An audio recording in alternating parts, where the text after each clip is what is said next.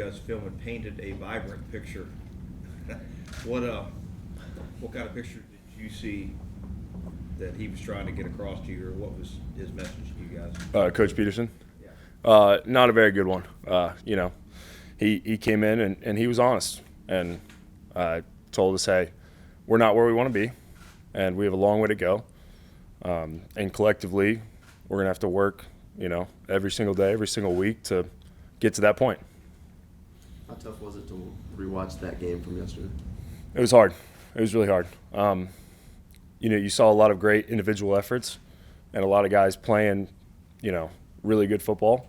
But when it mattered, we couldn't come together and finish it. So, and that's what it's about. It's not about, one guy playing great on certain plays or another guy playing great on certain plays. It's about all of us coming together in critical situations and finishing the game.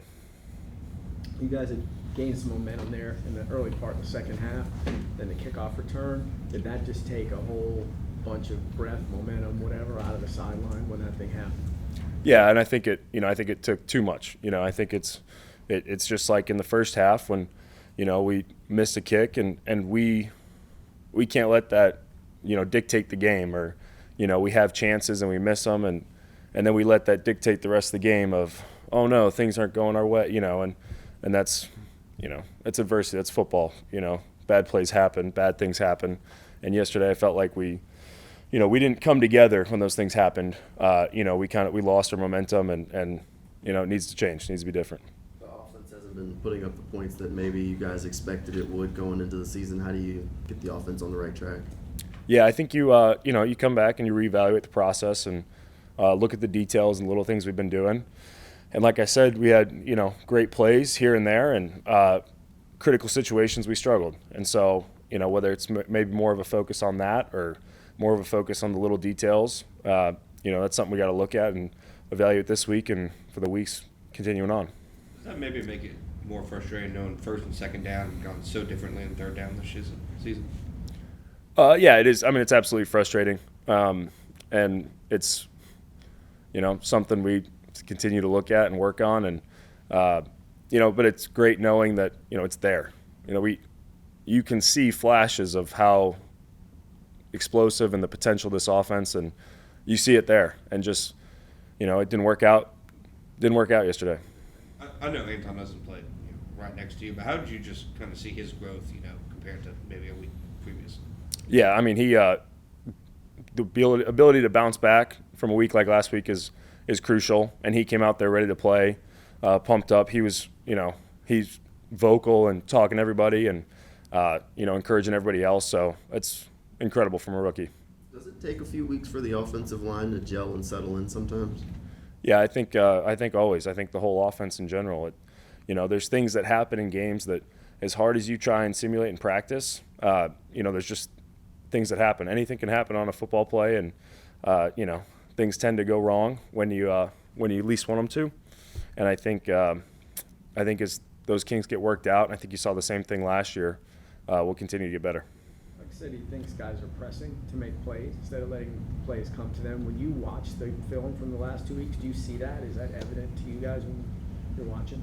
I believe so. I think a big part of our problem is we're in our own way, and I think we all know and believe that we can be a really great offense, and I think we are trying so hard to put that into action and to make that come true, that if we would just go out, play how we know we can play, we'd be better off. So there's sort of an element of like, let's just say screw it and go play, and not overthink things.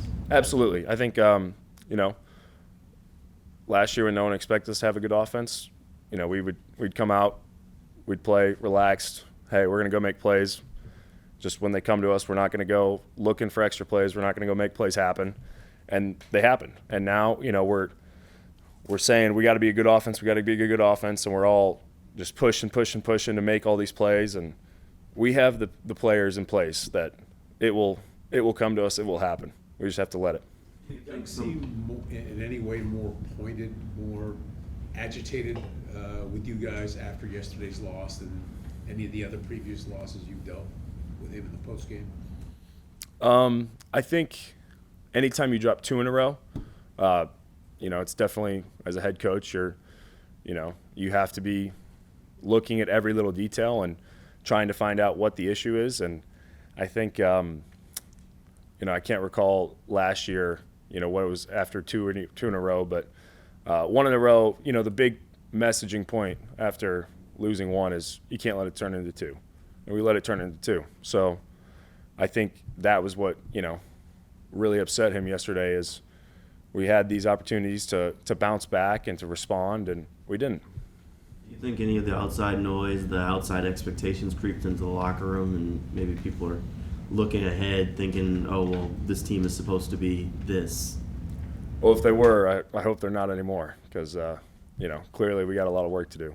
But I think anytime you play in this league, you hear things, people talk about how great you're going to be and XYZ, and that's what we talked about. Pressing is people see that and think I have to go make it happen. When in reality, people are talking about it because you're a great player and because we have all the skill and talent, and it'll just happen. Thanks. Thanks, guys.